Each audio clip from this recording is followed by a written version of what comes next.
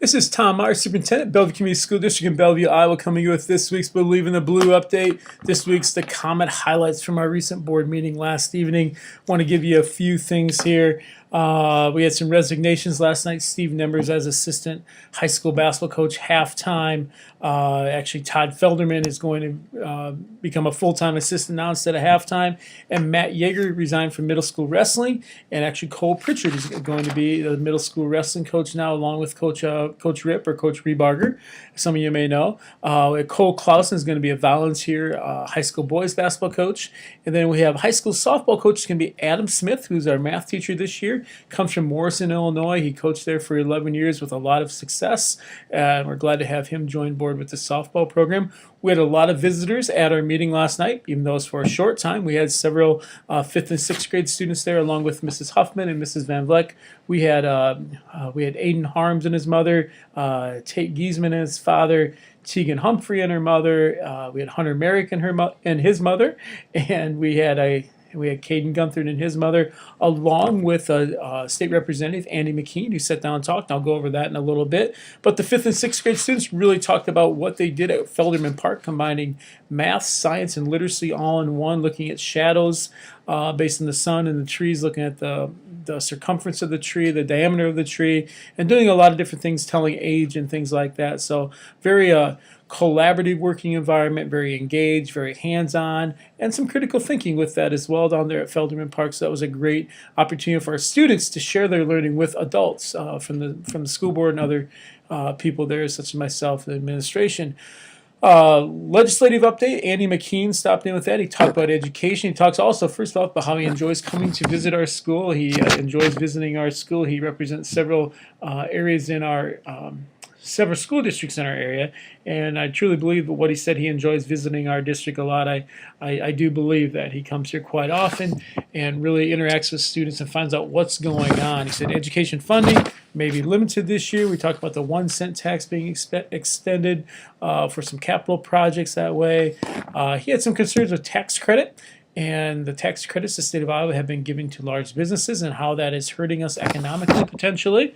We talked about the 1-cent extension possibility that could happen, but there's also a lot of competing interest for that with, excuse me, with water quality, with DNR, with our parks and rec, and just different things like that. One of our board members asked that question about 1 cent. Another board member asked a question about transportation equity, how it costs us much more to transport a student into school than some smaller districts, and how that is unfair because we're using our money to transport rather than to hire staff and provide resources for our students. I believe we provide great resources for our students, but this would help out a lot if there's a little more equity in transportation. We also talked about collective bargaining and how that went away virtually, and how that may have been too strong of a push that way. He voted against that bill as a Republican, but he also voted against the 1.11% funding for last school year, thinking we should have had more as well there. And in both cases voted against his party. So I want to commend Representative McKean for what he's done for our district and for the state of Iowa. He's really done a nice job, along with Senator Bowman, who was here at the September meeting. He has done a wonderful job as well.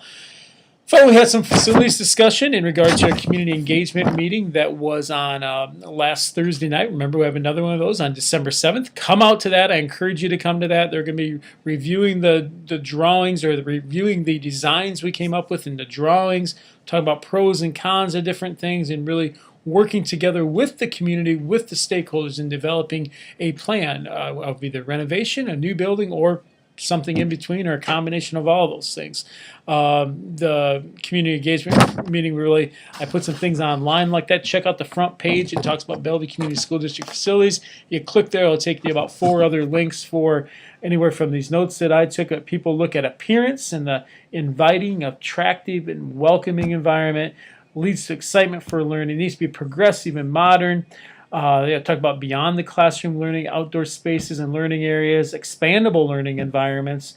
Learning is through being engaged beyond the classroom. The building overall needs to engage students. It needs to flow well. The building needs to be used as a teaching tool. Talk about flexible building and learning areas. with adaptable furniture, learning stairs, talk about lighting and energy efficiency, going green in that way, using a lot of natural lighting and some green space. And they talked about safety, safe and secure building, drop-off areas, which we're lacking right now for both parents and for buses that way. But we also talked about some costs up to $16 million. That'd be in the high side of everything. Some tax rates you would need to know on that, anywhere between $22 and $33 a month for a $182,000 assessed value house. If you have a $225,000 assessed value house, that would be somewhere between $27 and $41 a month roughly. And farmland, there's some rollbacks with that as well. If you have an 80-acre farm, you're talking about $290 a year. A 500-acre farm would be talking about $1,800 per year. Those are some rough numbers. They're not 100% accurate. There'll be more information from Matt Gillespie from Piper Jaffray, who will be at the December 7th meeting as well. But the key here is building not for 50 years of the past, but for 50 years in the future. It's also the way we think about education. It's not teaching how it was taught in the past and what we learned in the past, but what do our students need for the future, 50 years from now, 10 years, 20 years from now. But you have to look at that big picture 50 years from now. What do our students truly need? So we also look at some other facility things that way. We have a middle school locker room for boys and girls. We really need to make some updates there. Still working on a cost there, what that would be. Multi-purpose gym, that west gym where we have the stage. We need to replace a floor in there, either be a wood floor or some type of Mondo type rubber floor, not like the rubber floor we have now, but another kind. Looking at some options that way, and hopefully, crossing fingers, in December we'll have an idea on that way. Some other things, you can find all these notes and all the stuff I'm talking about online as well under my page that way.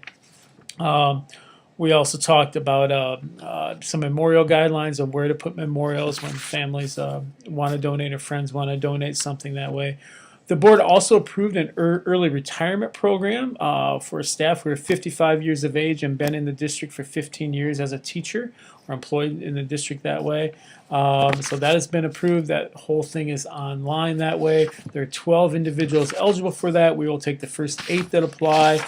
Do I anticipate 8 applying? No, I do not, but we do have some fund management we have to take care of there as well.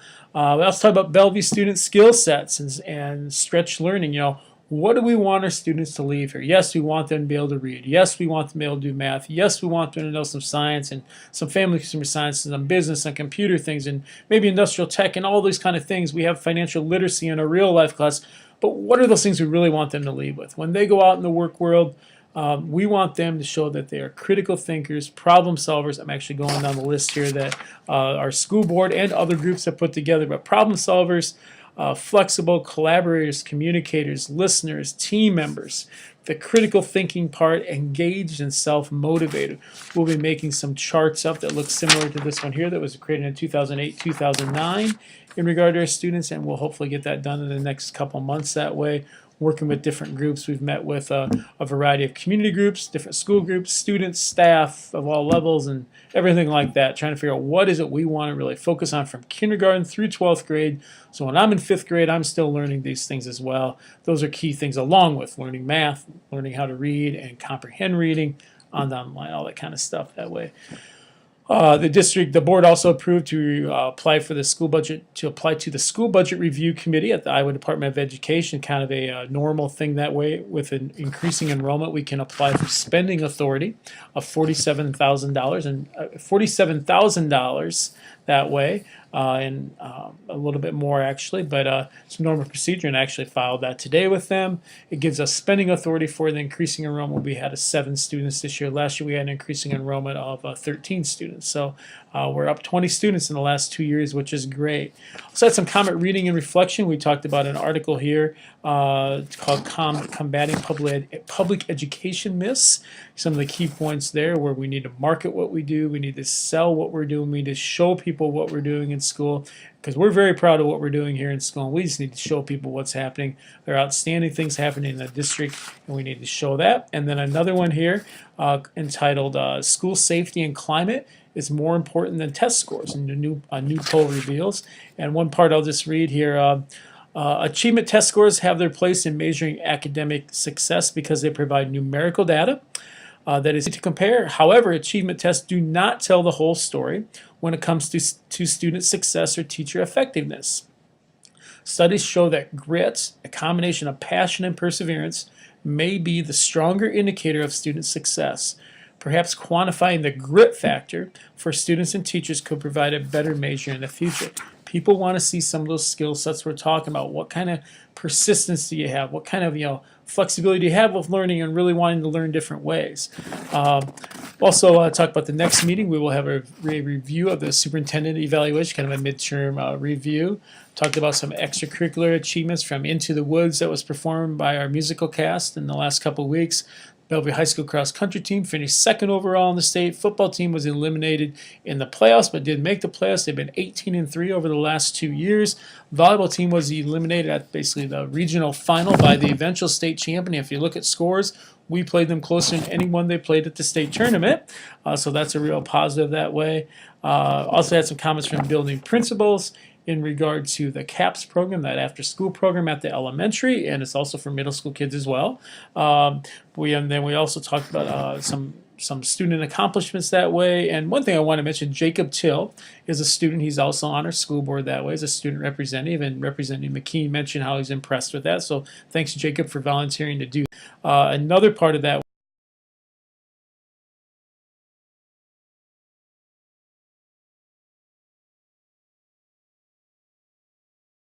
Students that way, and in general, so we're offering support to our students. On that note, it's been over 11 minutes. I need to let you go. Have a great day. Have a great week. Remember, December 7th, 7 o'clock, Bellevue Elementary Gym for a community engagement meeting once again. See you there. Bye.